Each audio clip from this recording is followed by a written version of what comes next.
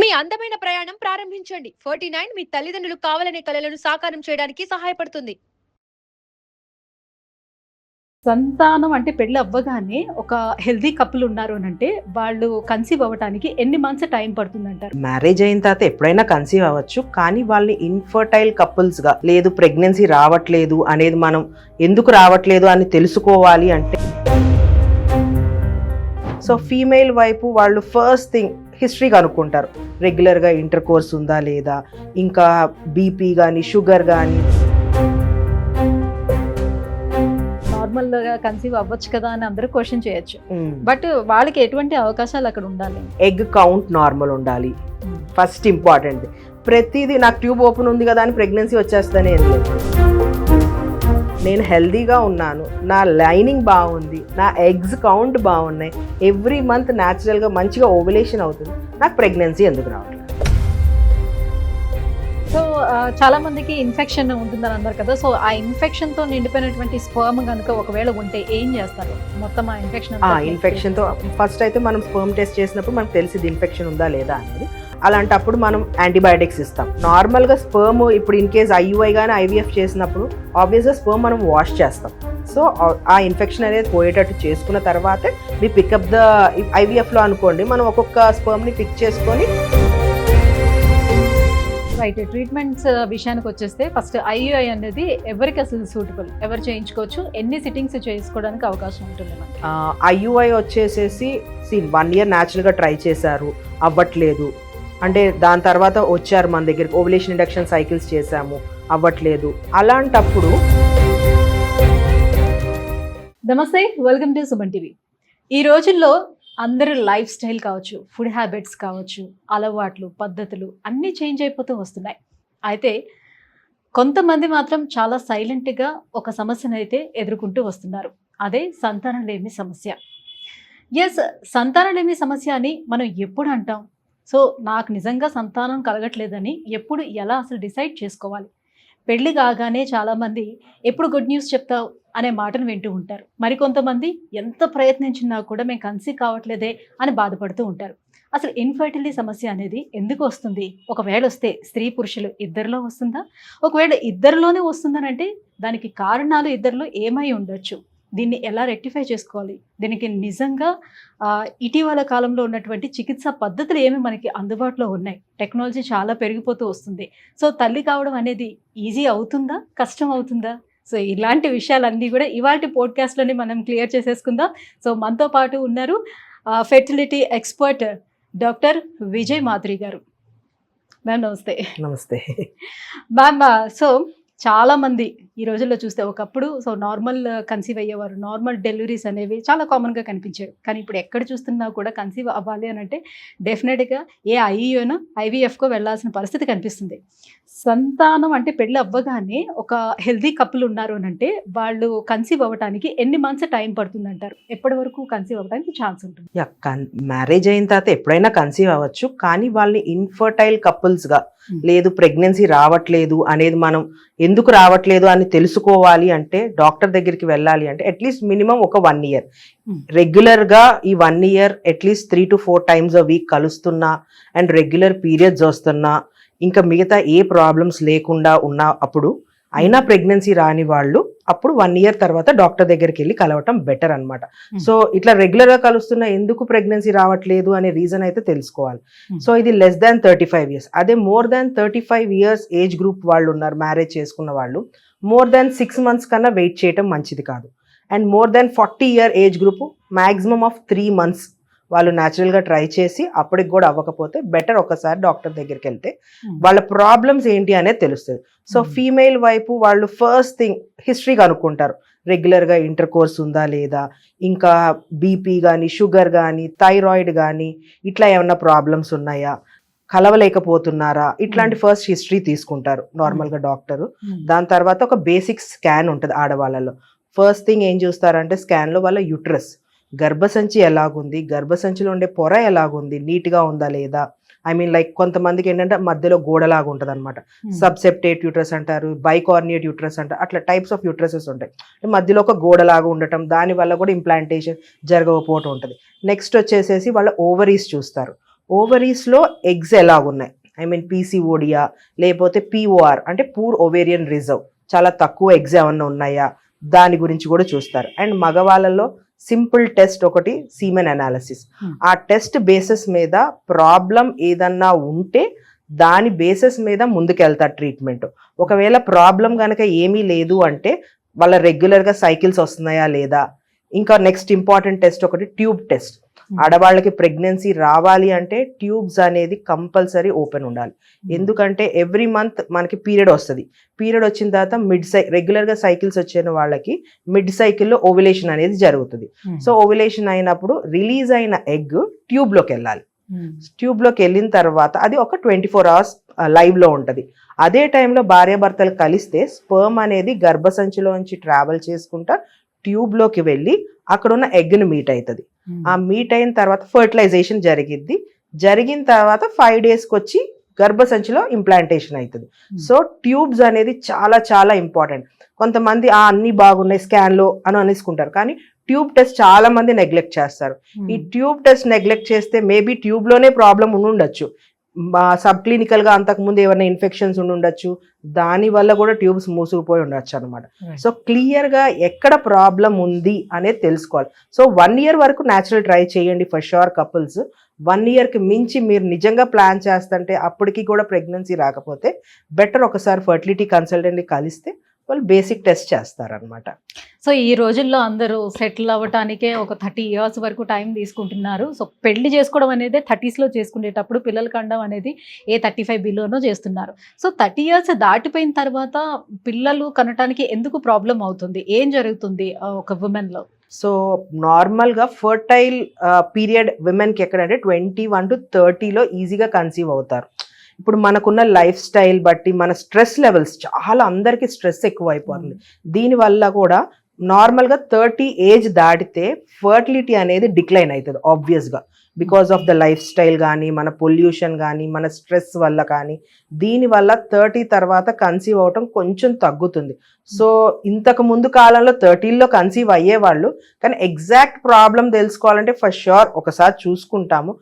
కానీ at the same time చాలా మంది వాళ్ళ కెరియర్ గురించి ఆలోచిస్తున్నారు. Correct, that is also very good.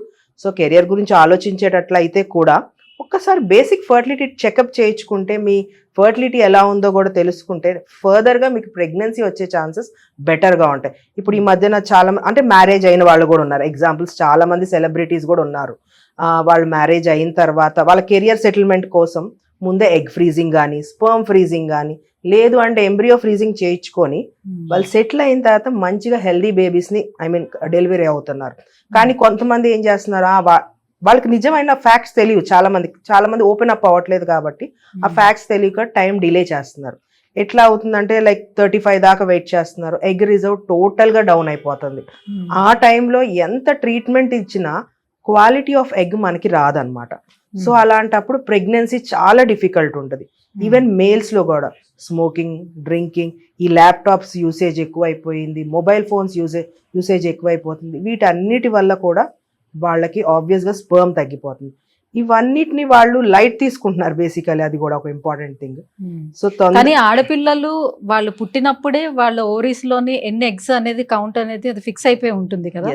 So that early puberty వల్ల కూడా 30s వచ్చేసరికల్లా ఈ సంతానం లేకపోవడం అనేది జరుగుతుంది. యా అది కూడా అవ్వచ్చు. లేదు అంటే ఫ్యామిలీ హిస్టరీ అవ్వచ్చు, హార్మోనల్ ఇంబ్యాలెన్సెస్ అవ్వచ్చు, ఇంకా వాళ్ళ లైఫ్ స్టైల్ కూడా చాలా చాలా ఇంపార్టెంట్. నేను చెప్తున్నాను కదా, ఈ మధ్య కాలంలో 24 years old వాళ్ళకి కూడా AMH తక్కువ అయిపోయి చాలా మంది ఎట్లా నెగ్లెక్ట్ చేస్తున్నారంటే ఆ ఏజ్ గ్రూప్ వాళ్ళకి ఇర్రెగ్యులర్ సైకిల్స్ ఉంటాయి. అందరు ఫిక్స్ అయిపోతున్నారు ఇర్రెగ్యులర్ సైకిల్స్ అంటే PCOD. ఓకే, నాకు PCOD అనే ప్రాబ్లం ఉంది, ఇర్రెగ్యులర్ సైకిల్స్ అందుకనే వస్తున్నాయి, పర్లేదులే అందరికీ నార్మల్ అయిపోద్దని. లేదు, అట్లా లైట్ తీసుకోవద్దు. ఎగ్ ఫార్మేషన్ సరిగ్గా లేకపోవటం, at the same time PCOD అనుకున్న వాళ్ళకి POR అంటే అసలు ఎగ్జే ఉండట్ల. మెనోపాజ్ ఎప్పుడు వస్తుంది మనకి 45 to 50 వస్తుంది. కానీ కొంతమందికి 24 yearsకే మెనోపాజ్ వస్తుంది. వాళ్ళని POI premature ovarian insufficiency, maybe because of hereditary అవ్వచ్చు, లేదు అంటే వాళ్ళ హార్మోనల్ ఇంబ్యాలెన్స్ అవ్వచ్చు, లైక్ జెనెటిక్ థింగ్స్ ఆబ్వియస్గా చెప్పాను. ఇంకా లైఫ్ స్టైల్ వల్ల కొన్నిసార్లు పీరియడ్ సరిగా అబ్నార్మల్గా, లేదు అంటే వాళ్ళ బాడీలో ఇంకేదైనా ప్రాబ్లం అయి ఉండొచ్చు. లైక్ జెనెటిక్స్లో ఒకసారి డౌన్ సిండ్రోమ్ బేబీస్ అంటాము, లేదు అంటే టర్నర్ సిండ్రోమ్ బేబీస్ అంటాం. ఇలాంటి వాళ్ళల్లో ఎగ్ కౌంట్ తగ్గిపోద్ది అనమాట తొందరగా. ఇప్పుడు 20 yearsకే పీరియడ్స్ అయితే వస్తుంది 14-15 yearsకి, తర్వాత ఇర్రెగ్యులర్గా అయిపోయి అరౌండ్ 24 yearsకి అస్సలు పీరియడ్స్ రావు. ఇంకా వాళ్ళకి డోనర్ ఎగ్గే. నేను ఈ మధ్య రీసెంట్గా అట్లాంటి కేసెస్ ఒక 10-15 కేసెస్ చూసా. వాళ్ళు ఏంటంటే ఇర్రెగ్యులర్ అని ఇంట్లో కూర్చుంటున్నారు, మేబీ చిన్న ఏజ్ కదా ఇర్రెగ్యులర్ అని, కానీ వచ్చేసరికి AMH 0.001 ఉంటుంది. అంటే ఇంకా వాళ్ళు అసలు ఎప్పటికీ వాళ్ళ ఓన్ ఎగ్తో ప్రెగ్నెన్సీ తెచ్చుకోలేరు అనమాట. మెనోపాజ్ 45 yearsకి వచ్చేది, వాళ్ళకి 24 yearsకి వచ్చింది. అది తొందరగా తెలుసుకోలేకపోతే అందరూ జస్ట్ ఓవర్గా అంటే గూగుల్ సెర్చ్ చేయటము, అది సగం చెప్పొచ్చు మేబీ, అండ్ బాడీకి డిఫరెన్స్ ఉండొచ్చు ఎవ్రీ పర్సన్కి, అది వాళ్ళు తెలుసుకోలేకపోతున్నారు అనమాట. పేరెంట్స్ కూడా నెగ్లెక్ట్ చేస్తున్నారు ఒక్కోసారి. ఫర్ ష్యూర్ పేరెంట్స్ కూడా చెప్పాలనుకునేది, ఏదైనా కంప్లైంట్ 3 months లేకపోతే 4 months వస్తుంది అని అంటే డెఫినెట్ గా వాళ్ళలో ప్రాబ్లం ఉంది అని. లేదు 3 months ఈజ్ ఫైన్ ఒక్కొక్కసారి, కానీ more than 3 months with tablets వస్తుంటే మటుకు మ్యారేజ్ అయిన తర్వాత ప్రెగ్నెన్సీకి ప్లాన్ చేసుకుంటే ఒక్కసారి చెకప్కి వెళ్ళండి. ఏదైనా లేదంటే మ్యారేజ్కి ముందైనా ఒకసారి వెళ్ళండి, డాక్టర్ సలహా తీసుకోండి, ఈజీగా ఉంటుంది అనమాట. తర్వాత కాంప్లికేట్ అయ్యేక ముందే తెలుసుకుంటే దాని ప్రకారంగా మ్యారేజ్ కూడా చేసుకోవచ్చు. రైట్. సో ఈ PCOS అనేది చాలా కామన్ అయిపోతుంది. ఎవరిని కదిపిస్తున్నా కూడా ఎస్ ఉంది, ఇది ఒక రెగ్యులర్ ప్రాబ్లం లాగా అయిపోయింది. సో ఈ ప్రాబ్లమ్స్ రావడానికి మెయిన్ రీజన్స్ ఏముండొచ్చు, దాన్ని రెక్టిఫై చేసుకోవడానికి సాధ్యం అవుతుందా? అంటే PCOD నార్మల్గా యంగ్ ఏజ్లో ఆబ్వియస్గా అందరికీ PCOS ఉంటుంది. అది అంటే స్టార్టింగ్లో ఎక్కువ ఎగ్స్ ఉంటాయి కాబట్టి అది స్లోగా తగ్గుతుంది. అండ్ ఇంకొకటి అది మన హార్మోనల్ ఇంబ్యాలెన్స్, ఇదంతా ఒక సైకిల్ అనమాట. లైక్ హార్మోనల్ ఇంబ్యాలెన్స్ ఉండటం వల్ల PCOD ఉంటుంది, PCOD ఉండటం వల్ల వెయిట్ గెయిన్ ఉంటుంది, వెయిట్ గెయిన్ ఉండటం వల్ల ఓవ్యులేషన్ జరగదు, ఓవ్యులేషన్ సరిగ్గా జరగకపోతే మనకి పీరియడ్స్ రావు, సరిగ్గా ఓవ్యులేషన్ జరగకపోతే ప్రెగ్నెన్సీ రాదు. సో ఇదంతా ఒక సైకిల్. సో ఆబ్వియస్గా మనం హెల్దీ లైఫ్ స్టైల్ మెయింటైన్ చేస్తూ ఉంటే, నార్మల్ BMI మెయింటైన్ చేస్తూ ఉంటే ఆబ్వియస్గా ఎవ్రీథింగ్ విల్ గెట్ క్లియర్డ్ అనమాట. సో ఓవేరియన్లోనే సిస్ట్ ఉన్నా కూడా ప్రెగ్నెన్సీ రాకపోవడానికి ఛాన్స్ ఉంటుందా? సిస్ట్లో కూడా చాలా రకాలైన సిస్ట్లు ఉంటాయి. సింపుల్ సిస్టా, ఎండోమెట్రియాటిక్ సిస్టా, అండ్ కార్పస్ ల్యూటియం సిస్టా, లేదంటే హెమరేజిక్ సిస్టా, ఇట్లా చాలా టైప్స్ ఉంటాయి. సో ఎగ్జాక్ట్గా అది ఏ సిస్ట్ అనేది తెలుసుకో. ఇప్పుడు సింపుల్ సిస్ట్ అనుకోండి, మనం ఒక OC పిల్స్ ఇస్తే అది తగ్గిపోయింది, లేదు కొంచెం టైం ఇచ్చినా కొన్ని కేసెస్లో అబ్జార్బ్ అయిపోద్ది నార్మల్గా ఒక 1 monthలో. లేదు హెమరేజిక్ సిస్ట్ అయినా కూడా ఒక్కొక్కసారి మనం ట్యాబ్లెట్స్ ఇస్తే తగ్గిపోద్ది. కార్పస్ ల్యూటియం సిస్ట్ అంటే ఎప్పుడైతే ఓవ్యులేషన్ అవుతుందో ఆ ఓవ్యులేషన్ అయిన ఫాలికల్ ఒక కార్పస్ ల్యూటియం సిస్ట్ లాగా ఫామ్ అయ్యింది. ఎందుకంటే ఒకవేళ ప్రెగ్నెన్సీ వస్తే దానికి న్యూట్రిషన్ ఇస్తానికి, అది కొంతమందికి రిగ్రెస్ అయిపోద్ది, కొంతమందికి ఉంటుంది. వాటన్నిటిని OC పిల్స్తో తగ్గించవచ్చు, నో ప్రాబ్లం. ఎండోమెట్రియాటిక్ సిస్ట్ అంటే చాలా డేంజరస్ సిస్ట్ అది, దానివల్ల అది నిజమైన కల్ప్రిట్ ప్రెగ్నెన్సీ రాకుండా ఉండటానికి అనమాట. సో ఆ ఓవేరియన్ సిస్ట్ ఎలా ఫామ్ అవుతాయంటే నార్మల్గా లైక్ మనకి ఎవ్రీ మంత్ పీరియడ్ వచ్చినప్పుడు బ్లీడింగ్ అనేది బయటికి ఫ్లో అవ్వాలి. సో ఇలా ఫ్లో అవ్వకుండా రెట్రోగ్రేడ్ అవి ఏం చేస్తుందంటే ఆ బ్లీడింగ్ గర్భసంచి గోడల్లోకి, లేదంటే ట్యూబ్స్ ఫెలోపియన్ ట్యూబ్స్లో నుంచి అండాశయాలు ఓవరీస్లోకి పడిపోవటం, మన అబ్డామిన్లోకి పడిపోవటం, ఇట్లా జరగటం వల్ల అక్కడ అంతా ఇన్ఫెక్షన్ ఫామ్ అయింది. అండ్ మనకి ఎక్కడైతే ఈ బ్లడ్ వెళ్ళి ఇంప్లాంట్ అయిందో అది ప్రతి మంత్ మళ్ళీ బ్లీడింగ్ అవుతుంది. ఇప్పుడు మనకి ఎవ్రీ మంత్ పీరియడ్ వచ్చినప్పుడు మనకి ఎట్లా బ్లీడింగ్ బయటకు వస్తుందో అదే ప్లేస్లో మన ఇంప్లాంట్స్ ఎక్కడైతే పడ్డాయో ఆ ప్లేస్లో కూడా బ్లీడింగ్ అవుతుంది. అట్లా అదొక సిస్ట్ లాగా ఫామ్ అయింది ఓవరీల్స్లో. దాన్ని చాక్లెట్ సిస్ట్ అంటారు, చాక్లెట్ కలర్ ఫ్లూయిడ్లో ఉంటుంది అనమాట. దానివల్ల దాని నుంచి ప్రొడ్యూస్ అయ్యే ఇన్ఫెక్షన్ హార్మోన్స్ కానీ అవన్నిటి వల్ల మన ఎగ్ క్వాలిటీ కంపల్సరీ డౌన్ అయిపోద్ది. ఫర్ ష్యూర్ అందరు ఎక్కువ కేసెస్ అయిపోయింది బికాస్ ఆఫ్ ఏం లేదు లైఫ్ స్టైల్, స్మోకింగ్, మళ్ళీ హెరిడిటరీ, ఇవన్నిటి వల్ల కూడా ఈ ఎండోమెట్రియోసిస్ వస్తాయి. చాలా మంది ఆ సిస్ట్ ని నెగ్లెక్ట్ చేయటము అదంతా ఉంటుంది. అంటే దాని మూలంగా వచ్చే సిమ్టమ్స్ ఏమైనా ఉంటాయా? For sure. సిస్ట్ ఫామ్ అయితే మనకి భార్యాభర్తలు కలిసేటప్పుడు ఇంటర్ కోర్స్ చేసుకునేటప్పుడు పెయిన్ ఉంటుంది. కొంతమందికి grade 3, grade 4 ఎండోమెట్రియోసిస్లో యూరిన్కి వెళ్తున్నా కూడా పెయిన్ వస్తుంది. ఎందుకంటే ఆ డిపాజిట్స్, ఆ బ్లడ్ డిపాజిట్స్ అంతా మన యూరినరీ బ్లాడర్ మీద డిపాజిట్ అవటం వల్ల కూడా పెయిన్ వస్తుంది. లేదు మన రెక్టమ్ మోషన్కి వెళ్తున్నా పెయిన్ వస్తుంది, అక్కడ కూడా డిపాజిట్స్ అవటం వల్ల అక్కడ పెయిన్ వస్తుంది. సో ఎవరికైతే సివియర్ పెయిన్ అనిపిస్తుందో during the periods, during intercourse, యూరిన్కి వెళ్ళినా మోషన్కి వెళ్ళినా అలాంటప్పుడు బెటర్ ఒకసారి చెక్ చేయించుకోండి. నిజంగా అట్లాంటి సిస్ ఉంటే మటుకు ఇట్ ఈస్ ప్రెగ్నెన్సీ కోసం ప్లాన్ చేసుకుంటే చాలా డేంజరస్. అండ్ గ్రేడ్ 3 గ్రేడ్ 4 వాళ్ళు నాట్ ఓన్లీ ఫర్ ప్రెగ్నెన్సీ, వాళ్ళ నార్మల్ లైఫ్ను కూడా వాళ్ళు లీడ్ చేయలేరు అనమాట, అంత పెయిన్ ఉంటుంది. సో వాటిని నెగ్లెక్ట్ చేయటం మంచిది కాదు. సింపుల్ థింగ్, ఇప్పుడు ఎట్లా అంటే నార్మల్గా మనకు ఒక దెబ్బ తగిలింది అనుకోండి, ఇటు ఈ రెండు ఇక్కడ ఆల్రెడీ ఇవన్నీ రా సర్ఫేసెస్, ఈ రెండు అతికిస్తే ఒక 5 days పాటు ఆబ్వియస్ ఈ రెండు అతుక్కుపోతాయి ఫింగర్స్లో.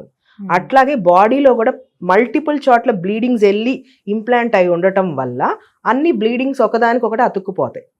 సో టోటల్గా మన పెల్విస్లో ఎడేషన్స్ ఫామ్ అవుతాయి. సో యుట్రస్ వెళ్ళిపోయి మన అబ్డామిన్కి అతుక్కుపోవటం, మన ట్యూబ్స్ వెళ్ళిపోయి ఆ సైడ్ వాల్స్ అతుక్కుపోవటం, దీనన్నిటి వల్ల ఓవేరియన్ లైక్ పెల్విక్లో ఉన్న రీప్రొడక్టివ్ సిస్టమ్ ఎనాటమీ మొత్తం డిస్టర్బ్ అవుతుంది. అలాంటప్పుడు మనకి ప్రెగ్నెన్సీ రాదు, మనకి పెయిన్ కూడా వస్తుంది అనమాట, హస్బెండ్ అండ్ వైఫ్ కలిసేటప్పుడు. సో ఇవన్నీ చిన్న చిన్న సిమ్టమ్స్ అని నెగ్లెక్ట్ చేస్తారు, కానీ వచ్చిన ఎమ్మటే మ్యాక్స్ ఒక 2-3 months వెయిట్ చేయండి. అప్పుడు కూడా ఇంకా తగ్గట్లేదు అంటే ఫర్ షూర్ ఒకసారి డాక్టర్ని కలిస్తే, ఏదైనా ఉంటే, లేకపోతే హ్యాపీ, కానీ ఏదన్నా ఉంటే తొందరగా ట్రీట్ చేస్తే అది తొందరగా సాల్వ్ అవుతుంది. ఆ ప్రాబ్లం అనేది కొంత తొందరగా మనం రిజాల్వ్ చేసుకోవచ్చు. కానీ అది ఎక్కువ డిలే చేస్తే మళ్ళీ నార్మల్కి తీసుకురావడం చాలా చాలా కష్టం. సో అలానే ఫెలోపియన్ ట్యూబ్స్ ఇంపార్టెన్స్ కూడా చెప్పారు, చాలా ఇంపార్టెంట్ అని. సో అవి బ్లాక్ అవ్వడానికి మేజర్ రీజన్స్ ఏముండొచ్చు? ఫెలోపియన్ ట్యూబ్స్ రెండు కూడా బ్లాక్ అవ్వడానికి ఏముంటాయి రీజన్స్? ఫెలోపియన్ ట్యూబ్స్ బ్లాక్ అవడానికి మెయిన్ థింగ్ ఇన్ఫెక్షన్సే. సో ఇందాక నేను చెప్పినట్టు ఎండోమెట్రియోసిస్ వల్ల కూడా ఫెలోపియన్ ట్యూబ్స్ బ్లాకేజ్ ఉంటుంది. అండ్ హస్బెండ్ అండ్ వైఫ్ కలిసేటప్పుడు కూడా కొన్నిసార్లు మేబీ హస్బెండ్కి ఇన్ఫెక్షన్ ఉండొచ్చు, వైఫ్కి ఇన్ఫెక్షన్ ఉండొచ్చు. ఈ ఇన్ఫెక్షన్స్ ఏంటంటే క్రాస్ ఇన్ఫెక్షన్స్.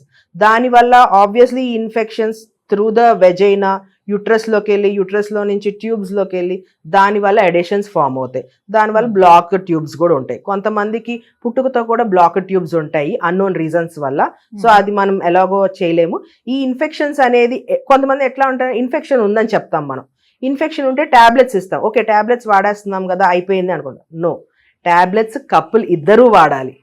అండ్ ఒక 2 weeks మనం ట్యాబ్లెట్స్ యాంటీబయాటిక్స్ ఇస్తుంటే 2 weeks try to not have intercourse.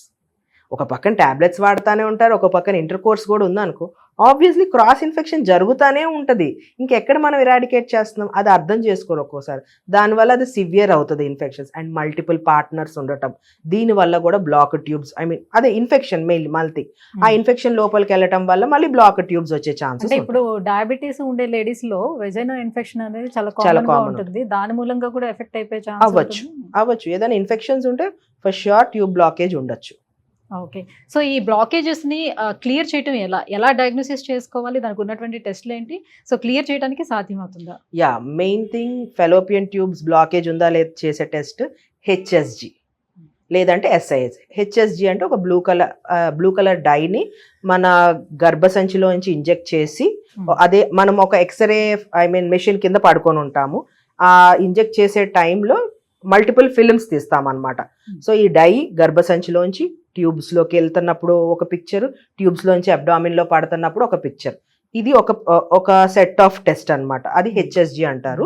Next వచ్చి SIS, సెలైన్ ఇన్ఫ్యూజన్ సోనోగ్రఫీ అంటారు. ఇది అండర్ అల్ట్రాసౌండ్ గైడెడ్. నార్మల్గా అల్ట్రాసౌండ్ స్కాన్స్లో మనకి ట్యూబ్స్ కనపడవు, అదే ఈ SISలో మనకి కనపడతాయి. ఎట్లా అంటే మనము కనపడతాయి ఇన్ ద సెన్స్ ట్యూబ్ పర్టికులర్గా కనపడదు, మనము నార్మల్ సెలైన్ని పుష్ చేసినప్పుడు అవి త్రూ ద ట్యూబ్స్ వచ్చి ఆ వాటర్ అంతా మన అబ్డామిన్లో పడింది.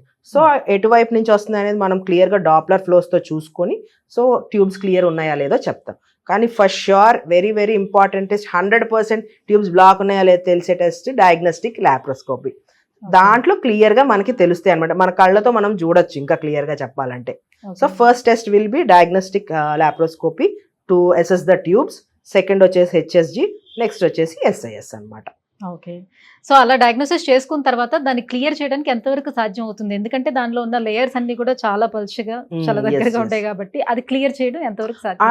క్లియర్ ఇన్ ద సెన్స్ మనం ఆ డై పుష్ చేసేటప్పుడే చిన్న చిన్న ఏదన్నా స్మాల్ పార్టికల్స్ లాగా ఏదైనా అడ్డం ఉంటే అదే పుష్తో కొంచెం హార్డ్గా పుష్ చేస్తాం, మొత్తం క్లియర్ అయిపోతుంది.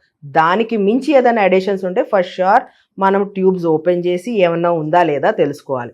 ఇదివరకు రోజుల్లో ఈ ట్యూబ్స్ బ్లాకేజ్ ఉంటే సర్జరీస్ చేసి ఏం చేయాలి అనేది చేసేవాళ్ళు. కానీ ఇప్పుడు IVF అడ్వాన్సెస్ వచ్చిన తర్వాత tubes most of the times ఎవరు ముట్టుకోవట్లేదు. అంటే Okay. ఎందుకు అంటే tubes are very sensitive.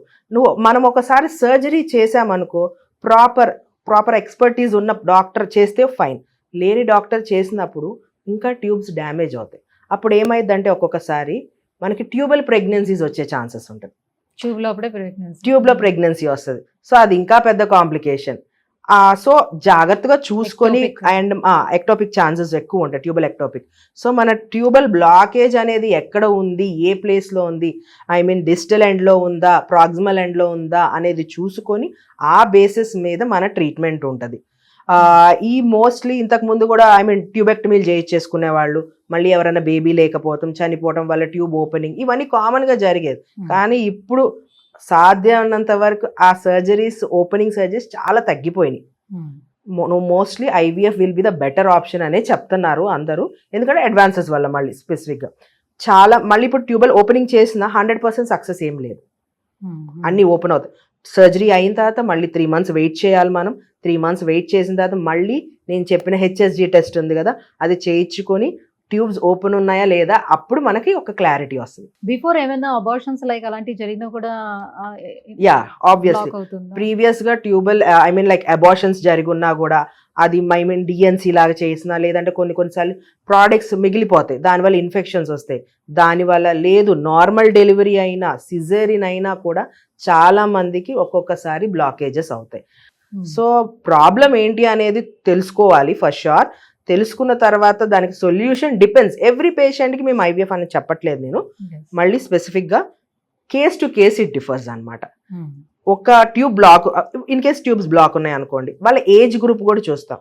If they are more than 30-35 age group, tube block ఉంది అండ్ ఎగ్ కౌంట్ తక్కువ ఉంది, స్పర్మ్ బాగాలేదు, ఇంకా అలాంటప్పుడు ట్యూబ్ ఓపెన్ చేయించుకున్నా కూడా ప్రెగ్నెన్సీ వచ్చే ఛాన్సెస్ తక్కువ ఉంటాయి. అలాంటప్పుడు వి సజెస్ట్ దెమ్ ఐవీఎఫ్. అదే చిన్న ఏజ్ గ్రూప్ అనుకోండి, దాని బేసిస్ మీద we'll try to explain them, procedure చేస్తాం, అప్పుడు కూడా ఓపెన్ అవ్వకపోతే దాని ప్రకారంగా మళ్ళీ ముందుకెళ్తాం అనమాట.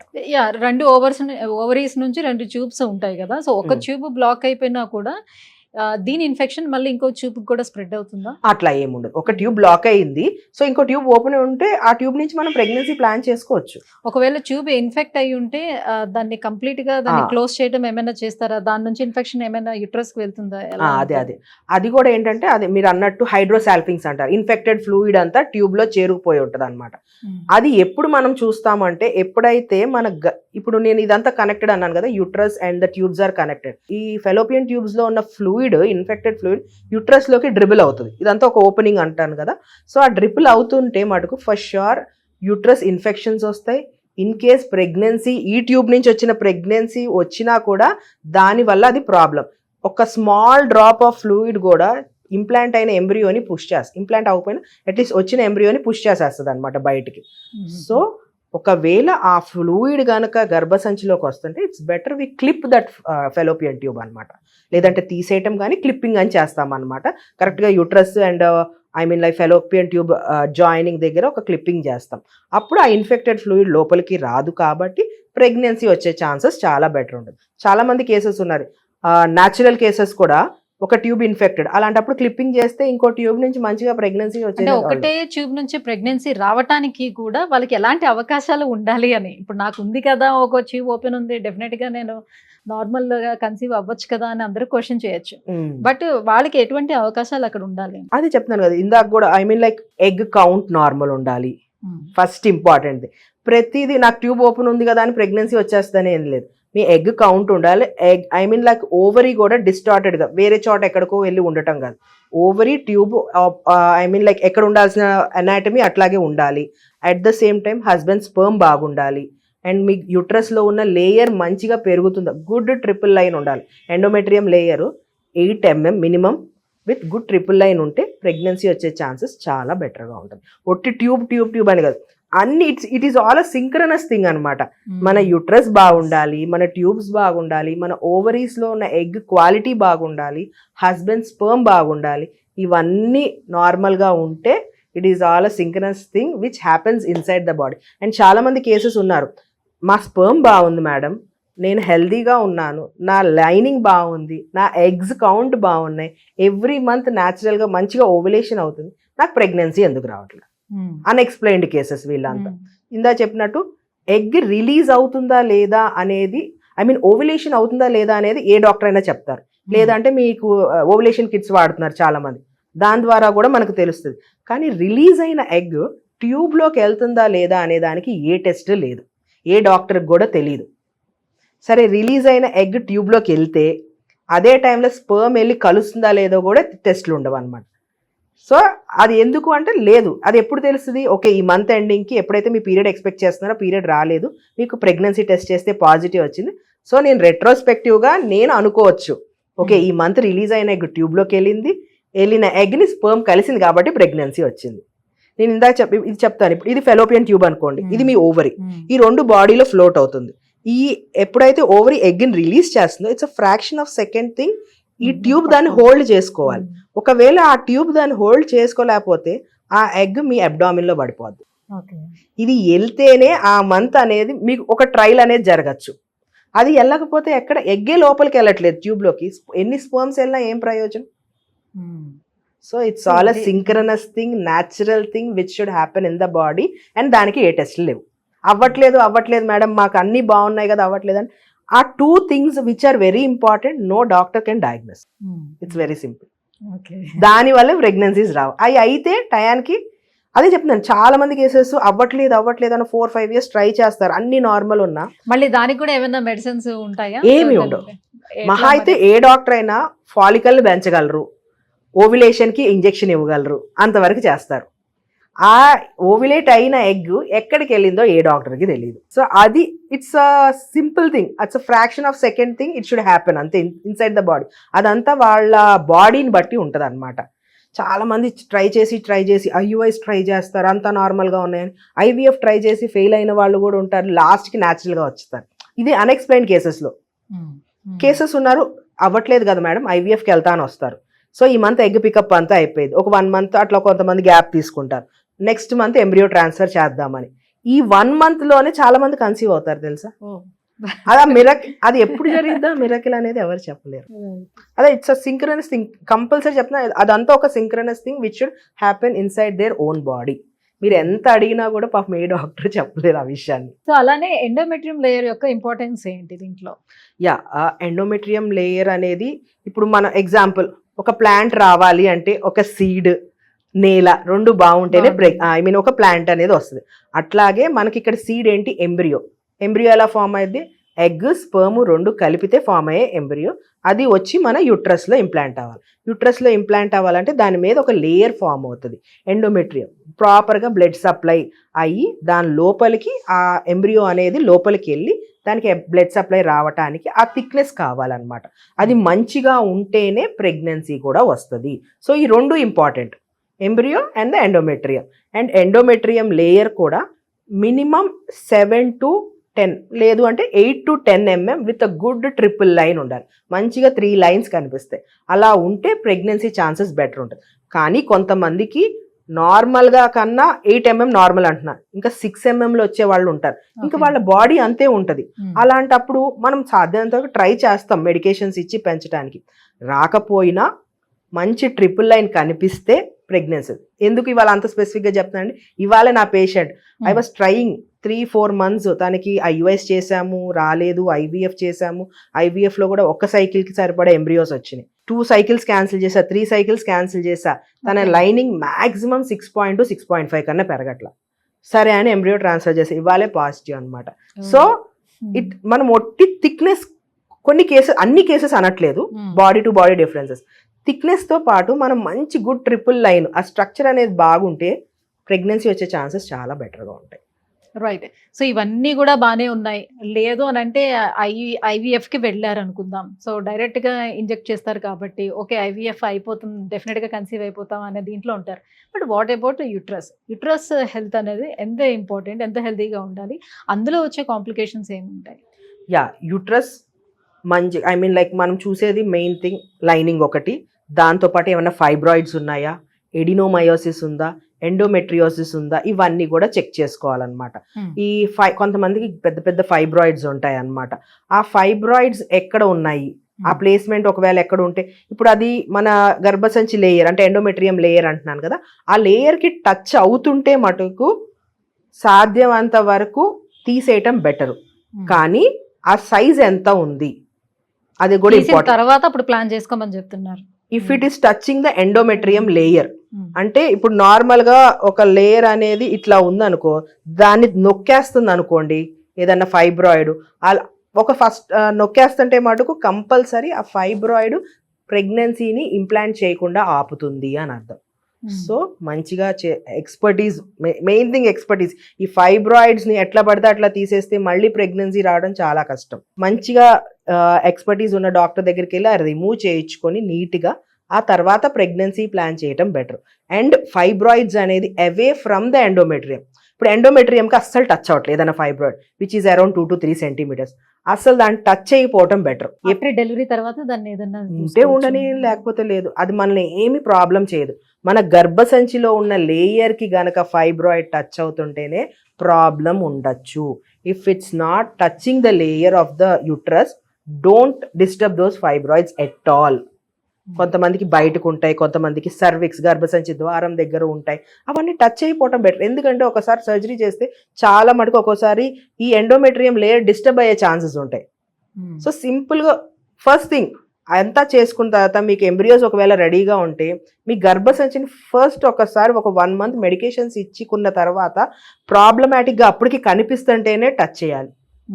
లేదు లైనింగ్ మంచిగా ట్రిపుల్ లైన్ గ్రో అవుతుంది, లైనింగ్ లో ఎక్కడ నాకు ప్రాబ్లమ్స్ లేవు అంటే ఊరికనే యూట్రస్ టచ్ చేసామనుకో ఓవర్ కాంప్లికేషన్స్ ఎక్కువ అవుతాయి.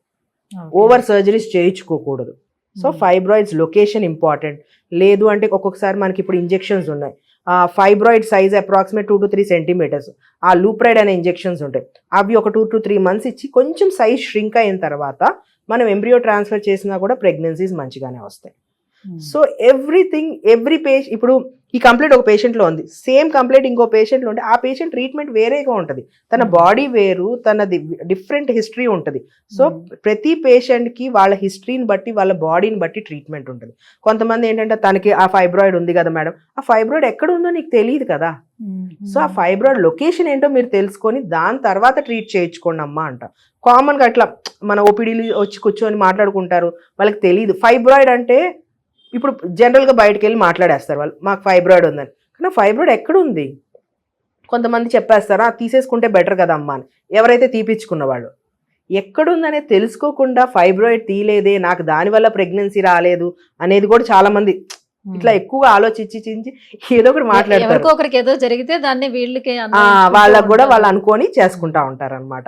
సో అది కొంతమందికి పేషెన్స్ ఉంటుంది, కొంతమందికి ఆలోచించలేరు. సో ట్రై టు అండర్స్టాండ్ అనేది మేము అడుగుతాం అనమాట. చాలా జాగ్రత్తగానే చెప్తానికి ట్రై చేస్తాం. సో అండ్ ఎంత మనకి మంచి ఎంబ్రియోస్ ఫామ్ అయి ఉన్నా కూడా చాలా మందికి మనం ఎన్ని సైకిల్స్ చేసినా రావు. ఫర్ షూర్ వాళ్ళకి మెంటల్ స్ట్రెస్ ఉంటుంది, వీ అండర్స్టాండ్. కానీ అట్ ద ఎండ్ మా చేతుల్లో ఉన్నది వీఆర్ డూయింగ్. కొంచెం it's up to their body, their genetic things which is not in our control. That thing patients also should understand. Accordingly we will be here to support. కానీ వాళ్ళకి అర్థమైనప్పుడు they will be happy అంతే. మీరు వాళ్ళని convince చేయడం, అర్థమైనట్టు అన్ని చెప్పటం, వాళ్ళు మౌల్డ్ చేయడం, ఇదంతా కూడా చాలా పెద్ద ప్రాసెస్ అండ్ మీకు చాలా కష్టమైనటువంటి పని. చాలా it takes hours and hours అన్నమాట. కేసుని బట్టి కొంతమందికి సింపుల్ వస్తారా 1 month అవ్వాలని కూడా లేదు కదా. అదే that's what we take so much time అన్నమాట. కొంతమందికి మా మీద కోపం వస్తుంది, కొంతమందికి మా మీద మేడం మంచిగా చెప్పారు అనుకుంటారు. ఇట్లా so many emotions. For sure we will try to understand them. మళ్ళీ చెప్తాము, ఎన్నిసార్లు అడిగినా చెప్పి చేయాలి. ఎందుకంటే ఇట్స్ ఆల్ సెన్సిటివ్ థింగ్. వాళ్ళు మన దగ్గర బయట చూపించలేరు, ఇంకా మన దగ్గరే ఆ క్వశ్చన్స్ అని అడగగలరు. బయటకు వెళ్తే ఆబ్వియస్లీ సొసైటీ వాళ్ళు క్రిటిసైజ్ చేసే వాళ్ళు ఎక్కువ మంది ఉంటున్నారు. వాళ్ళు ఆ సైకలాజికల్ బర్డన్ ఎక్కువ తీసుకుంటారు. అదంతా మన దగ్గర ఇప్పుడు నెగిటివ్ వచ్చేసినాక మన దగ్గర మన దగ్గరే చూపించేస్తారు అది. But for sure we understand that thing. స్లోగా చెప్పడానికే ట్రై చేస్తాం అట్ ద ఎండ్ అనమాట. సో ఇప్పుడు ఇంతకుముందు చెప్పుకున్నట్టు PCOS కామన్ గా కనిపిస్తుంది. At the same time thyroid సమస్య అనేది కూడా కనిపిస్తుంది. ఎవరైనా కన్సీవ్ అవ్వలేదని అంటే బికాస్ ఆఫ్ దిస్ మేము అర్లీగా కన్సీవ్ కాలేకపోతున్నామని వాళ్ళకి సెల్ఫ్ డయాగ్నోసిస్ కూడా చేసేసుకుంటున్నారు. బట్ వీటి మూలంగా నార్మల్ కన్సీవ్ అవ్వకపోవటానికి ఛాన్స్ ఉంటుందా? PCOD ఇందా చెప్తున్నాను, PCOD వల్ల ఎగ్ రిలీజ్ అవ్వదు అంటున్నాను కదా. సో ఎగ్ రిలీజ్ అవ్వకపోతే ప్రెగ్నెన్సీ రాదు. థైరాయిడ్ వల్ల కూడా వాళ్ళకి పీరియడ్ ఇర్రెగ్యులారిటీ ఉంటుంది. సో దానివల్ల ఓవ్యులేషన్ అనేది ప్రాపర్గా అయితేనే కదా ప్రెగ్నెన్సీ వస్తుంది. సో ఇవన్నీ స్మాల్ థింగ్స్ ఉంటాయి. సో అది ప్రాపర్ టైమింగ్లో మనం కనుక్కొని ప్రాపర్గా ట్రీట్మెంట్ ఇస్తే ఈజీగా క్యూర్ అవుతాయి, ఎమ్మటే ప్రెగ్నెన్సీ వస్తుంది. సింపుల్ రీజన్స్ ఉన్నాయనుకో ఇమీడియట్గా కన్సీవ్ అవుతారు. కొంతమందికి దానికి మించి ఎక్కువ ఉంటే దాని ప్రకారంగా వాళ్ళు స్లోగా కన్సీవ్ అవుతారు. అండ్ ఎప్పుడైనా మనం తొందరగా వచ్చారనుకో, ఏదైనా మీకు ప్రాబ్లం ఉంది తొందరగా వచ్చి ట్రీట్మెంట్కి వచ్చారనుకో ఈజీగా ఉంటుంది దాన్ని ట్రీట్ చేయటం. ప్రొలాంగ్డ్గా కూర్చున్నారనుకోండి అది డిలే అవటం వల్ల ఇంకా ఎక్స్ట్రా ప్రాబ్లమ్స్ ఉంటుంది. అండ్ ప్రెగ్నెన్సీ టైం లైన్ కూడా టైం పట్టిద్ది. మనం ట్రీట్మెంట్ స్టార్ట్ చేసిన తర్వాత మీకు ప్రెగ్నెన్సీ రావడానికి కూడా ఇంకా ఎక్కువ టైం పట్టిద్ది అనమాట. సో ఎవరైతే ఫాస్ట్గా డయాగ్నోస్ చేస్తే ఫాస్ట్గా ప్రెగ్నెన్సీ వస్తుంది, లేట్గా డయాగ్నోస్ చేస్తే కొంచెం లేటే అవుతుంది. ఏదైనా అంతే ఏదైనా అంతే. అదే. సో రీసెంట్ గా ఒక విమెన్ నన్ను వచ్చి అడిగారు, మీరు చాలా ఇంటర్వ్యూస్ చేస్తుంటారు కాబట్టి మేబీ మీకు తెలిసే ఉంటుందేమో, చాలా మంది డాక్టర్స్ దగ్గర వింటూ ఉంటారు కదా, ఇప్పుడు ఇట్లా ఐవీఎఫ్లు ఇవి చేయించుకునేటప్పుడు హార్మోనల్ ఇంజెక్షన్స్ ఏవో ఇస్తారంటే కదా, సో అవి ఎక్కువగా తీసుకోవటం వల్ల క్యాన్సర్ వస్తుంది అని విన్నాను, నిజమేనా అని. సో ఈ భయంతో కూడా వాళ్ళు అప్రోచ్ అవ్వటానికి భయపడుతున్నారు అనే విషయం తెలిసింది. ఇది ఎంతవరకు వాస్తవం అంటారు? ఇది ఒక మిత్? అది ఆబ్వియస్లీగా మిత్తే. అట్లా ఏమీ లేదు. We do have cases 5-6 cycles చేయించుకున్న వాళ్ళు కూడా ఉంటారు, ఐవీఎఫ్ సైకిల్స్. దానివల్ల అస్సలు కాదు, ఏం లేదు, బెనిఫిటే. అండ్ చాలా మంది హార్మోనల్ ఇంజెక్షన్స్ వల్ల వెయిట్ పుట్ ఆన్ అవుతాము, స్ట్రెస్ అయిపోతుంది, అస్సలు ఏముండదు. అంత మంచిగా అయిపోయి ప్రెగ్నెన్సీ వచ్చేస్తుంది అనుకో, దే విల్ బీ హ్యాపీ, ఏమీ ప్రాబ్లం ఉండదు. నేను బాగున్నాను మేడం, నాకు వెయిట్ గెయిన్ అవ్వలేదు, ఏమీ లేదు. అదే ఏదన్నా ప్రాబ్లం అయ్యి వాళ్ళకి మంచిగా ఎంబ్రియో ఫామ్ అవ్వలేదు, లేదు ప్రెగ్నెన్సీ రాలేదంటే stress it's all a psychological thing అనమాట. So for sure we should accept it. A doctor mostly అవసరం లేకుండా ఇంజెక్షన్స్ ఇవ్వరు, అవసరం లేకుండా ట్రీట్మెంట్స్ చెయ్యరు అనమాట. సో వాళ్ళకి అవసరాన్ని పట్టే చేస్తారు, ఎవరు రాంగ్ ట్రీట్మెంట్స్ కూడా ఇవ్వరు. సో ఏ డాక్టర్ అయినా మీ ప్రాబ్లమ్ అండర్స్టాండ్ చేసుకునే చేస్తారు, దాన్ని ఎక్కువ మనసులో పెట్టుకోవాల్సిన అవసరం లేదనమాట. రైట్. సో ఇప్పటి వరకు లేడీస్లో ఉండేటువంటి ప్రాబ్లమ్స్ గురించి మనం డిస్కస్ చేసాం. సో ఇప్పుడు మెన్లోకి వచ్చేద్దాం. సో వీళ్ళకి ఈ semen count తగ్గటానికి reasons ఏముండొచ్చు?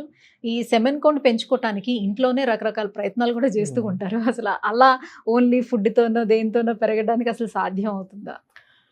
I mean drastically తగ్గిపోయి ఉంటే, లేదు అజూస్పర్మియా 0 కౌంట్ ఉన్న వాళ్ళకి నార్మల్గా డైటరీ చేంజెస్ వల్ల నార్మల్ అవటం అనేది కొంచెం కష్టమైన విషయమే. లేదు చిన్న చేంజెస్ అంటే కొద్దిగా కౌంట్ తగ్గింది, light motility issues, light morphology issues ఉన్న వాళ్ళకైతే dietary changes, life style changes చేసుకుంటే బెటర్. సో ఇంపార్టెంట్ థింగ్ ఏంటంటే స్పర్మ్ గురించి చెప్తాను. ఫస్ట్ స్పర్మ్లో మనం చూసేది ఏంటి అంటే వాల్యూమ్ మోర్ దాన్ 1.4 ml ఉండాలి. నెక్స్ట్ వచ్చేసి count per ML at least more than 16 million count ఉండాలి. టోటల్ ఎజాక్యులేట్లో మనం ఇచ్చిన వాల్యూమ్ మొత్తంలో 39 మిలియన్ ఉండాలి. అండ్ మొటిలిటీ వచ్చేసి అంటే స్పర్మ్ అనేది మన గర్భసంచి ద్వారం దగ్గర పడిన తర్వాత అది స్విమ్ చేసుకుంటే ట్యూబ్ దగ్గరికి వెళ్ళాలి కదా, అట్లా యాక్టివ్గా మొటైల్ స్పర్మ్స్ మినిమం 30% ఉండాలి. And morphology sperm head, neck, tail ఈ 3 parts నార్మల్ ఉంటేనే ఇది నార్మల్ స్పర్మ్ కింద తీసుకుంటాం. అవి అట్లీస్ట్ 4%, ఎవరికి 100% నార్మల్ స్పర్మ్స్ ఉండవు, 4% ఉన్న అవి నార్మల్ స్పర్మ్ కింద తీసుకుంటాం అనమాట. సో ఈ కౌంట్, మొటిలిటీ, మార్ఫాలజీలో చిన్న అబ్నార్మాలిటీస్ చిన్నవి ఉంటే నో ప్రాబ్లం. మీ డైటరీ ఇష్యూస్ కానీ అట్లాంటి డైటరీ చేంజెస్ చేసుకొని, smoking, drinking, life style changes చేసుకొని, ఒబెసిటీ ఉంటే అది తగ్గించుకొని చేసుకుంటే స్పర్మ్ అండ్ యాంటీ ఆక్సిడెంట్స్ తీసుకుంటే స్పర్మ్ నార్మల్ అవుతుంది. ఇందాక చెప్పినట్టు అజూస్పర్మియా అంటే 0 కౌంట్ ఇలాంటి వాళ్ళకి మోస్ట్లీ అవ్వదు ఈ డైటరీ చేంజెస్ వల్ల. సో అసలు ఫస్ట్ ఆఫ్ ఆల్ అది ఎందుకు 0 ఉంది అనేది తెలుసుకోవాలి. దాంట్లో కూడా 2 types ఉంటాయి, అబ్స్ట్రక్టివ్, నాన్ అబ్స్ట్రక్టివ్ అని. సో వాళ్ళు ఏ ఫేస్లో ఉన్నారు అనే దాని మీద వాళ్ళ ఫ్యూచర్ అనేది డిపెండ్ అయి ఉంటుంది అనమాట. ఇప్పుడు అబ్స్ట్రక్టివ్ అనుకోండి అంటే స్పర్మ్ అనేది బీజాల్లో టెస్టిస్లో ఫామ్ అయిన తర్వాత మన ఆడవాళ్ళకి ట్యూబ్స్ ఎలా ఉన్నాయి, వాళ్ళకి కూడా ట్యూబ్స్ ఉంటాయి, వ్యాస్ట్ డిఫరెన్స్. ఆ ట్యూబ్స్లో నుంచి మా పెన్నిస్లోకి వచ్చి బయటకు వస్తాయి. ఆ వచ్చే ప్రాసెస్లో ఎక్కడైనా ఇన్ఫెక్షన్ వల్ల కానీ లేదంటే జెనెటికల్గా పుట్టుకతో కూడా కొంతమందికి యాబ్సెంట్ ఉంటాయి ఆ వ్యాస్ట్ డిఫరెన్స్ అని. అలాంటి వాళ్ళకి స్పర్మ్ బయటకు రాదు. అలాంటప్పుడు డైరెక్ట్గా మనం టెస్టిస్లోకి నీడిల్ వేసి స్పర్మ్ తీసి ఐవీఎఫ్ చేస్తే ప్రెగ్నెన్సీ వస్తుంది. కొంతమందికి బ్రెయిన్ నుంచే సిగ్నల్స్ ఆగిపోతాయి. అలాంటప్పుడు కొన్ని హార్మోనల్ ఇంజెక్షన్స్ ఇచ్చి ఫస్ట్ ఒక 2 to 3 months టెస్టోస్టెరాన్ హార్మోన్ వాళ్ళకి అసలు రాదు, ప్రొడక్షన్ అనేది ఉండదు. ఫీమేల్స్ లో ఈస్ట్రోజన్, ప్రొజెస్ట్రాన్ ఇవన్నీ FSH, LH అట్లా మేల్స్ లో కూడా అలాగే ఉంటాయి. టెస్టోస్టెరాన్ కూడా ఇంపార్టెంట్ అనమాట. సో అది సరిగ్గా రాకపోవటం వల్ల మనకి ప్రొడక్షన్ జరగదు అనమాట.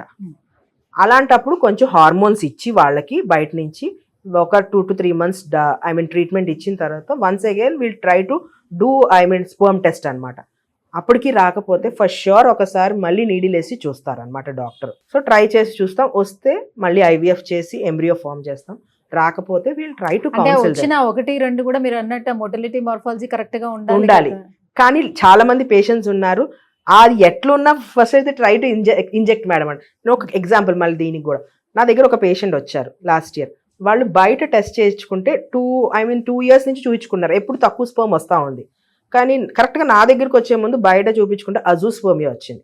మా ల్యాబ్కి వచ్చింది. ఒక్క రిపోర్ట్తో ఎప్పుడు మనము తీసుకోలేము, ఫస్ట్ ష్యూర్ మళ్ళీ ఇంకోసారి టెస్ట్ చేస్తే క్రిప్టో అంటే we're able to see somewhere around 3 to 4 sperms అనమాట తను ఇచ్చిన టోటల్ ఎజాక్యులేట్లో. So we went ahead and give some hormone injections ఇచ్చాము. సో ఎంత వచ్చినా కూడా మళ్ళీ ఎప్పుడు చూసినా 3 to 4 వస్తుంది అనమాట. మేము ఏం చేసామంటే టీజా చేసాం, అంటే డైరెక్ట్గా టెస్టిస్లోకి నీడిల్ పెట్టి తీస్తానికి ట్రై చేస్తే రాలేదు తనకి. మేము వస్తుందిలే అనుకుంటాము, ఆబ్వియస్లీ రాలేదు. ఇప్పుడు ఎట్లా చేస్తామంటే టీజాకి వెళ్ళే ముందు కంపల్సరీ ఒకసారి ఎజాక్యులేట్ అంటే ఒకసారి స్పర్మ్ ఇవ్వండి, ఆ వచ్చే 3 to 4 కూడా స్టోర్ చేసుకుంటాం. కానీ ఆ రోజు పేషెంట్స్ చాలా యాంగ్షియస్గా ఉండటం ఇవ్వలేకపోయారనమాట. సో టీజా చేసాము, స్పర్మ్స్ రాలా, వైఫ్ ఎగ్స్ ఫ్రీజ్ చేసాం. మళ్ళీ 3 to 4 months మనం మెడికేషన్ ఇచ్చిన తర్వాత ఒక 10 eggs ఫ్రీజ్ చేసాం వైఫ్కి. హస్బెండ్ ఎంత ఇదే అంటే పర్లేదు మేడం 2-3 రోజులు ఇస్తాను శాంపిల్స్, ఎవ్రీ టైం ఇక్సీ చేయటం, నో ప్రాబ్లం అన్నారు పాపం ఆయన కూడా. సరే అని అనుకొని వి స్టార్టెడ్ అనమాట. ఫస్ట్ డే వచ్చారనమాట. ఇచ్చినప్పుడు ఒక 2 sperms కనిపించింది. We tried him, motivated him, ఒకసారి రెస్ట్ తీసుకోండి అండ్ కొంచెం మెడికేషన్స్ ఇచ్చి అట్లా 1 day he tried to give 3 times within a span of 10 hours 10 sperms దొరికినాయి మాకు కరెక్ట్గా. 10 spermsతో వాళ్ళకి ఇక్సీ చేసాం. 10లోంచి 2 embryos ఫామ్ అయ్యి ఇప్పుడు వాళ్ళకి ట్విన్స్, 1 girl 1 boy. అసలు అది చెప్తున్నా, సమ్ టైమ్స్ మిరాకల్స్ హెల్దీగా ఉన్నారు. ఇప్పుడు 4.5 months అనుకుంటా బేబీస్ కి ట్విన్స్. మళ్ళీ అది గర్ల్ బాయ్, ఇంకా వాళ్ళకి ఇంకేం అవసరం లేదు, ఇంకా వాళ్ళకి ఉన్నది 2 embryos ఫామ్ అయ్యి. ఇలానే చాలా మంది అడుగుతూ ఉంటారు కదా, ఐవీఎఫ్ చేయించుకుంటే సో మనకి ట్విన్స్ కావాలంటే ట్విన్స్ వస్తారా, అలా మనం చేయించుకోవచ్చు. అదే చెప్తున్నా. మళ్ళీ ఇప్పుడు నేను 2 పెట్టినప్పుడు ప్రతిసారి 2 ఇంప్లాంట్ అవ్వాలని లేదు. It depends on the embryo quality, it depends on their body. 2 పెట్టినప్పుడు ఒక్కోసారి 1 ఇంప్లాంట్ అవ్వచ్చు, ఒక్కొక్కసారి 2 కూడా ఇంప్లాంట్ అవ్వచ్చు. ఓకే, ఇంప్లాంట్ అవుతుంది లేనిది మనకి తెలుస్తుంది, అప్పుడే తెలుస్తుందా లేకపోతే ఎంబ్రియో ఫామ్ అయ్యేంత వరకు తెలియదు? ఎంబ్రియో ఇంప్లాంటేషన్ ఎప్పుడు అంటే 2 weeks తర్వాత మనకి ఎప్పుడైతే ప్రెగ్నెన్సీ టెస్ట్ పాజిటివ్ వస్తుందో అప్పుడు ఒకసారి చూస్తాం. ఒక్కొక్కసారి 2 కనిపిస్తాయి ఇంప్లాంట్ అయినట్టు. లేదు అంటే కంపల్సరీ 6 weeks 4 days టైంలో ఆ పాటికి 2 ఇంప్లాంట్ అయినాయా లేదా అనేది ఫస్ట్ షూర్ తెలిసిపోతుంది. ఓకే, అప్పటి వరకు అంటే ఏం చేయడానికి ఏం లేదు కావాలంటే. ఓకే, సో చాలా మంది అనుకునేది అదే, ఇంకా ఐవీఎఫ్ మనం చేయించుకోవడం మనకి ఎంతమంది కావాలంటే అంత మాక్సిమం ఆఫ్ 2 embryos వరకు పెడతాము. 2 embryos లో అదే చెప్తున్నాను, మళ్ళీ అందరు ట్విన్స్ అంటే 2 embryos లో మనకి ఎన్ని ఇంప్లాంట్ అవుతాయి ఏ డాక్టర్ ముందు తెలియదు, until unless they get implanted అంతే. ఇట్స్ ఆల్ ఒక్కోసారి చెప్తే మిరాకిల్స్ హ్యాపెన్స్ అంటున్నాను కదా. సో కొంతమందికి వచ్చిన వాళ్ళు ఉన్నారు. నేను ఇంత చెప్పింది ఇవన్నీ పాజిటివ్ థింగ్స్ చెప్తున్నారు. There are 2 negative things also are there for few patients. కానీ అవి వాళ్ళకి కొంత it depends on their body. మళ్ళీ అదే చెప్తున్నాను కదా, నెగిటివ్ ఏ డాక్టర్ కావాలని ఇవ్వరు. I want every patient to understand that thing అంతే. సో చాలా మందికి ఇన్ఫెక్షన్ ఉంటుందని అన్నారు కదా, సో ఆ ఇన్ఫెక్షన్ తో నిండిపోయినటువంటి స్పర్మ్ కనుక ఒకవేళ ఉంటే ఏం చేస్తారు? మొత్తం ఆ ఇన్ఫెక్షన్ తో ఫస్ట్ అయితే మనం స్పర్మ్ టెస్ట్ చేసినప్పుడు మనకు తెలిసింది ఇన్ఫెక్షన్ ఉందా లేదా అనేది. అలాంటప్పుడు మనం యాంటీబయాటిక్స్ ఇస్తాం. నార్మల్ గా స్పర్మ్ ఇప్పుడు ఇన్ కేస్ ఐయుఐ కానీ ఐవీఎఫ్ చేసినప్పుడు ఆబ్వియస్గా స్పర్మ్ మనం వాష్ చేస్తాం. సో ఆ ఇన్ఫెక్షన్ అనేది పోయేటట్టు చేసుకున్న తర్వాతే వి పికప్ ద ఐవీఎఫ్ లో అనుకోండి మనం ఒక్కొక్క స్పర్మ్ ని పిక్ చేసుకొని ఎగ్లోకి ఇన్సర్ట్ చేస్తాం. ఐయుఐలో అనుకోండి మనం ఇచ్చిన స్పర్మ్ అంతటిని వాష్ చేసేసి తన యూట్రస్ లో వేస్తాం అనమాట. సో ఆబ్వియస్గా ఇన్ఫెక్షన్స్ వచ్చే ఛాన్సెస్ తక్కువే ఉంటాయి మనం చేస్తుంటే. లేదు అంటే మటుకు యాంటీబయాటిక్స్ ఇచ్చి we again test the patient after 2 to 3 weeks. Infection తగ్గినప్పుడు you can have your intercourse అని చెప్తాం అనమాట. రైట్, ట్రీట్మెంట్స్ విషయానికి వచ్చేస్తే ఫస్ట్ ఐయుఐ అనేది ఎవరికి అసలు సూటబుల్, ఎవరు చేయించుకోవచ్చు, ఎన్ని సిట్టింగ్స్ చేసుకోవడానికి అవకాశం ఉంటుంది మనకి? ఐయుఐ వచ్చేసేసి 1 year న్యాచురల్ గా ట్రై చేశారు, అవ్వట్లేదు అంటే దాని తర్వాత వచ్చారు మన దగ్గరికి, ఓవులేషన్ ఇండక్షన్ సైకిల్స్ చేశాము, అవ్వట్లేదు, అండ్ కొంతమంది ఉంటారు భార్యాభర్తలు కలవలేకపోతారు అనమాట, హస్బెండ్ అబ్రాడ్లో ఉండటము, లేదు అంటే వైఫ్కి చాలా పెయిన్, వెజైనిస్మస్ అంటారు అనమాట, కలిసేటప్పుడు పెయిన్ రావటము, ఇలాంటి వాళ్ళు చేసుకోవడం కష్టం అవుతుంది అనమాట ఇంటర్ కోర్స్. అలాంటప్పుడు I suggest if sperm count normal ఉంది, ఎగ్ కౌంట్ నార్మల్ ఉంది, ఫెలోపియన్ ట్యూబ్స్ రెండు నార్మల్గా ఉంటే వి సజెస్ట్ దెమ్ IUI అనమాట. అండ్ ఇంకొకటి స్పర్మ్ కౌంట్లో చిన్న చిన్న ఇష్యూస్, ఇప్పుడు నేను ఇందాక చెప్పినట్టు per ml more than 16 ml ఉండాలన్న, 16 మిలియన్ ఉండాలన్నాను. అది అరౌండ్ 10 to 16 మిలియన్ ఉన్న పేషెంట్స్కి, లేదంటే మోటిలిటీ ఇష్యూస్ ఉన్న పేషెంట్స్కి, వీళ్ళందరికీ మనం IUI సజెస్ట్ చేస్తాం. And IUI success rate it's around 15 to 20%. And it differs from patient to patient. మళ్ళీ success rates it depends on their egg, మళ్ళీ నేను చెప్పినట్టు sperm quality and I mean like endometrial issues వల్ల ఇవన్నిటి మీద. So we do approximate 3 to 6 cycles, maximum up to 6 cycles of IUI plan చేసుకోవచ్చు if no problem. There are couples, లేదు madam నాకు IUI try చేయండి, ఇంకా వాళ్ళు మనం చెప్పినా విన్నప్పుడు first sure we'll try IUI, వస్తే వచ్చింది, లేదంటే then they proceed for IVF అనమాట. ఇది అవ్వట్లేదు అంటే ఇందాక నేను చెప్పాను కదా సింక్రనస్ థింగ్స్ అవ్వాలి, IUIలో కూడా సింక్రనస్ థింగ్స్ అవ్వాలి. మనం ఇక్కడ చేసేది ఏంటి, IUIలో ఫాలికల్ పెరగటం, అది రిలీజ్ అవడానికి హెల్ప్ చేస్తాం. అండ్ స్పర్మ్ నార్మల్గా గర్భసంచి ద్వారం దగ్గర పడే స్పర్మ్ని గర్భసంచి లోపల వేస్తాం అనమాట. ఈ 2 things చేస్తాం. But the end of the day release అయిన ఎగ్ ట్యూబ్లోకి వెళ్ళటం అదే చేయాల్సిన పని, ఇక్కడ వేసిన స్పర్మ్ వెళ్ళి ఎగ్ని కలవటం అదే చేయాల్సిన పని, అక్కడ నుంచి మళ్ళీ అదే వెళ్ళాలి. అందుకని దాని సక్సెస్ రేటే క్యుములేటివ్ అనేది ప్రాబ్లం ఉండేటప్పుడు మాత్రమే IUI అనేది పనిచేస్తుంది.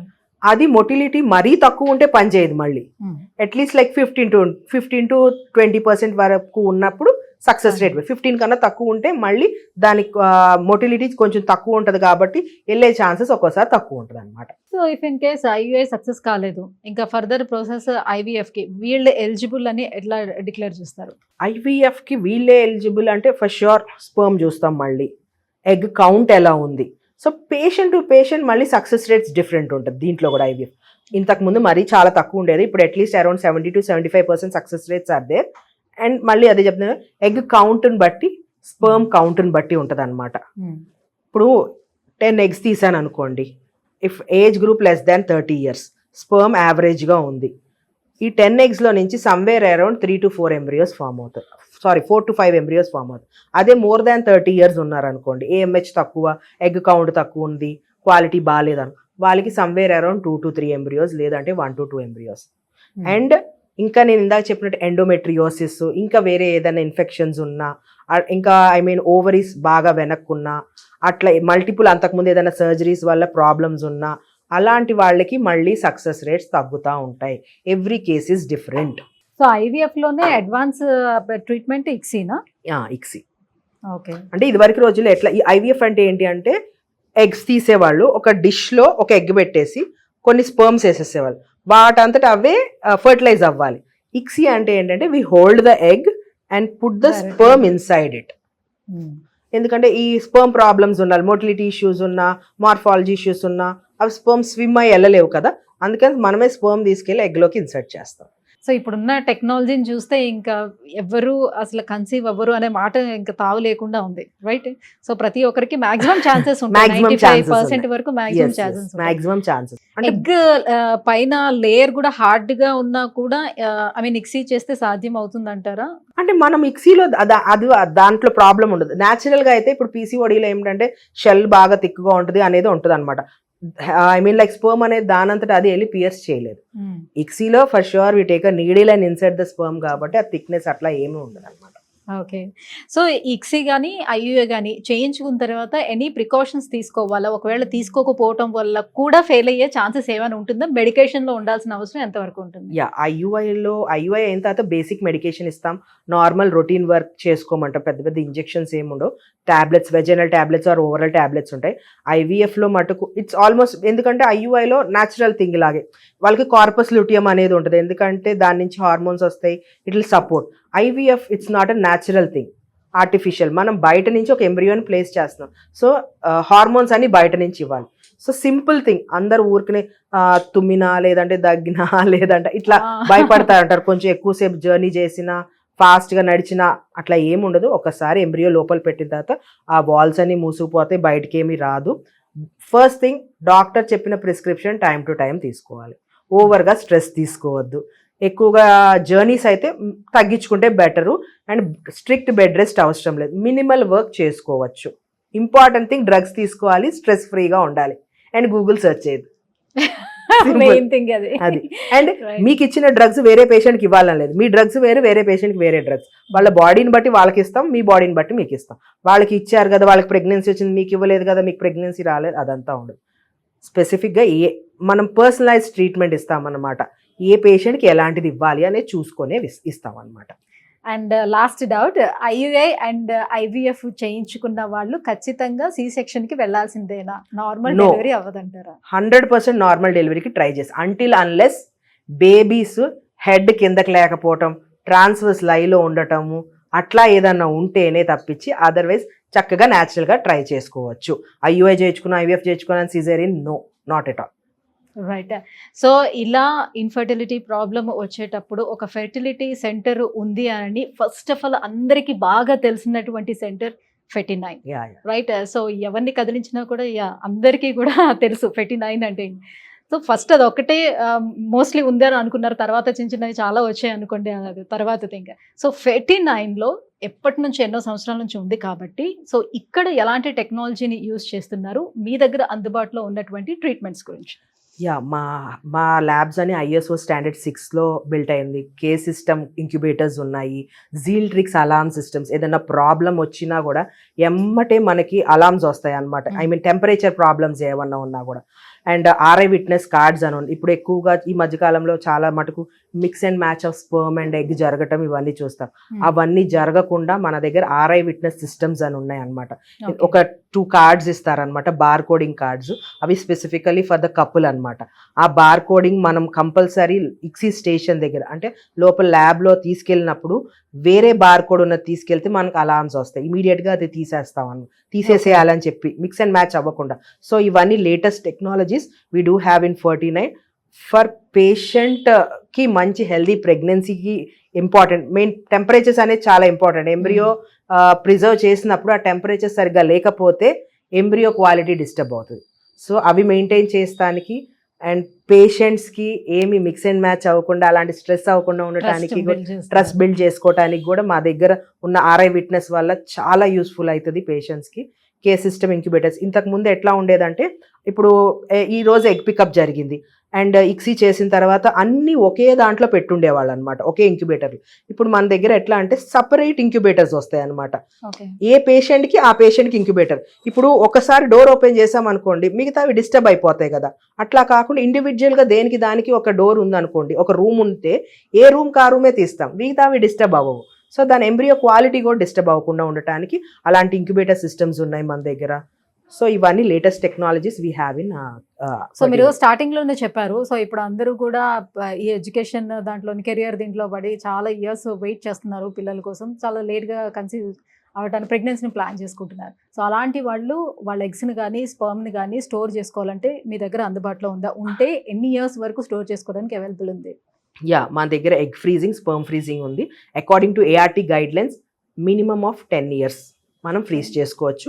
మీకు ఏదైనా మెడికల్ కండిషన్స్ వల్ల మీరు ఇంకా డిలే చేసుకుంటే మీరు కోర్ట్కి వెళ్ళేసి ఎక్స్ట్రా పర్మిషన్స్ తీసుకుంటే దానికి మించి కూడా beyond you can freeze your eggs or sperm. ఎందుకంటే కొంతమంది క్యాన్సర్స్ ఉంటాయి, ఇలాంటి వాళ్ళు కూడా ఫ్రీజ్ చేసుకుంటారు కాబట్టి వాళ్ళు మ్యారేజ్ చేసుకోవడానికి టైం పడుతుంది అట్లా అనుకుంటే మోర్ దాన్ దట్ మీరు ఫ్రీజ్ చేసుకోవచ్చు. మనమైతే ఇప్పుడు గవర్నమెంట్ ఆఫ్ ఇండియా ఇచ్చింది 10 years వరకు, not more than that. Thank you ma'am, thank you so much. So సంతానలేమి సమస్యలకు కారణాలు, దాంతో పాటుగా స్త్రీ పురుషులు ఇద్దరిలో కూడా ఎలాంటి ప్రాబ్లమ్స్ వల్ల ఈ సమస్య వస్తుంది, అండ్ మనకు అందుబాటులో ఉన్నటువంటి IUI IVF గురించి కూడా ఎక్స్ప్లెయిన్ చేసినందుకు thank you so much. Thank you.